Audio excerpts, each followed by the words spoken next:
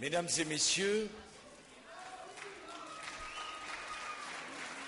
je me réjouis d'être avec vous ce soir, à la fin de cette première journée en Chine, et de retrouver avec vous le visage de la France qui entreprend, de la France qui innove, de la France qui réussit en Chine et dans le monde. Je veux remercier la Chambre de commerce et d'industrie franco-chinoise et sa présidente, Madame de Kermadec, pour ce dîner de gala qui nous permet de nous retrouver avec nos amis chinois pour célébrer notre partenariat économique. Je viens de m'entretenir avec le président Hu Jintao et je lui ai dit à quel point la France tenait aux liens privilégiés qu'elle entretient avec la Chine. Un lien fort entre deux pays à l'histoire si ancienne, un lien politique étroit, une relation économique dynamique grâce aux efforts que vous tous, vous déployez chaque jour. Je suis venu dire aux dirigeants et au peuple chinois que la France est plus que jamais engagée aux côtés de la Chine, que nous avons confiance dans son avenir, dans son développement, dans son progrès politique, économique, scientifique, dans son insertion harmonieuse dans ce monde du XXIe siècle qu'elle contribue à façonner. Le développement de la Chine, c'est une chance, d'abord pour elle, et qui pourrait demander à un pays d'1,3 milliard d'habitants de ne pas se développer, et c'est une chance pour le monde. Je suis venu à Pékin déterminé à renforcer notre coopération et notre partenariat et dire à la Chine que nous avons besoin d'elle pour régler des crises telles que celle de l'Iran, du Darfour, de la Corée du Nord, que nous avons besoin de la Chine pour trouver des solutions aux problèmes globaux auxquels le monde est confronté. La Chine est engagée dans la plus grande aventure de modernisation de l'histoire de l'humanité. On n'a jamais vu cela, ni par sa rapidité, ni par son ampleur.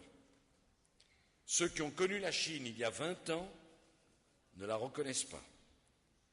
Il est particulièrement impressionnant de voir à quel point le peuple chinois, qui plonge ses racines dans une histoire aussi ancienne, est capable de porter cette histoire et d'embrasser l'avenir. La Chine joue désormais un rôle essentiel sur la scène économique mondiale. Elle est devenue en 20 ans une puissance commerciale, une puissance industrielle, une puissance financière, une puissance monétaire, et la Chine à elle seule modifie par sa seule existence les équilibres du monde. Accéder à ce nouveau statut d'acteur mondial majeur implique, c'est ce que j'ai dit à nos amis chinois, des droits, mais également des responsabilités et donc des devoirs. Je crois que la Chine l'a bien compris. La croissance chinoise ne doit pas et ne peut pas se faire au prix d'une dégradation de l'environnement mondial, de l'épuisement des ressources naturelles, d'un réchauffement accéléré de la planète. Sinon, à quoi bon se développer?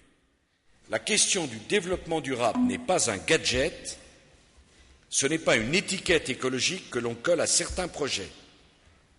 La question du développement durable est au cœur d'une révolution des mentalités.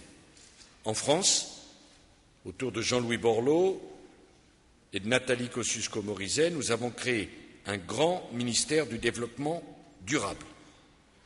Nous avons lancé cette grande consultation démocratique qu'on a appelée le Grenelle de l'environnement, que Jean-Louis a conduit avec beaucoup d'intelligence. Et dans le même temps, j'observe que le 17e congrès du Parti communiste chinois a mis en avant le thème du développement durable.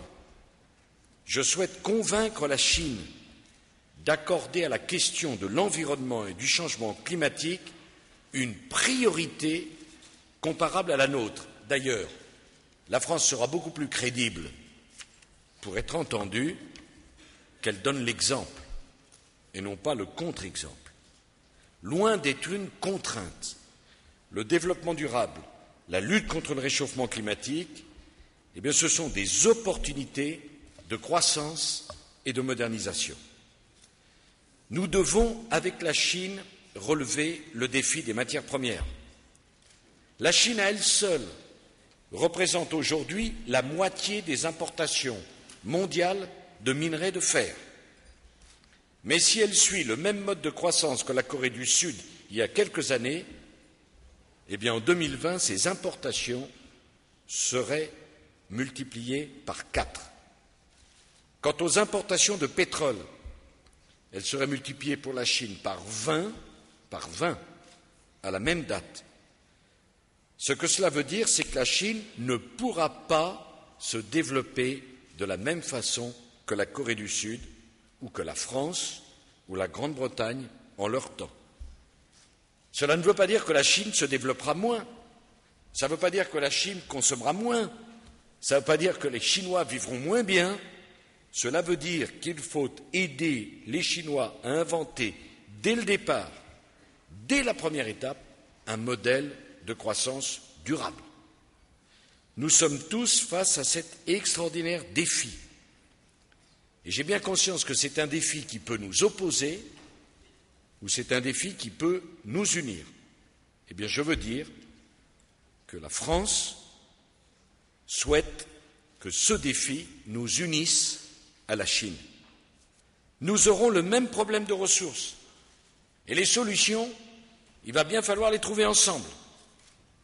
J'ai voulu venir en Chine avec des entreprises spécialisées dans les technologies d'économie d'énergie, dans le recyclage, dans les énergies et les matériaux renouvelables. Ce sont beaucoup de PME, parce qu'il est dans l'intérêt de la Chine et de la France qu'elles puissent exercer leur savoir-faire en Chine, y fonder des filiales, y exporter leurs produits, car leur action fondera le socle même d'une croissance durable dans nos deux pays.